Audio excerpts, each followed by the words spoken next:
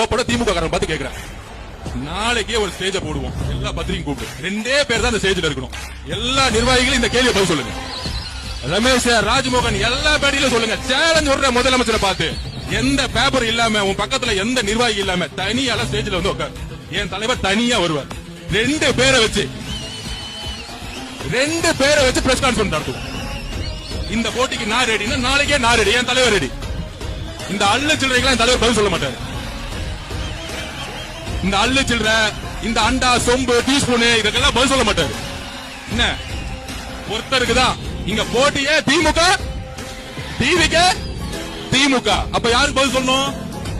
உங்க முதலமைச்சருக்கு உண்மையாலே சமூக நீதியை பத்தி அறிவு இருந்தா, உங்க முதலமைச்சருக்கு பொருளாதாரத்தை பத்தி அறிவு இருந்தா, உங்க முதலமைச்சருக்கு நிர்வாகத்தை பத்தி அறிவு இருந்தா, உங்க முதலமைச்சருக்கு சாதி வாரி கணக்கை பத்தி அறிவு இருந்தா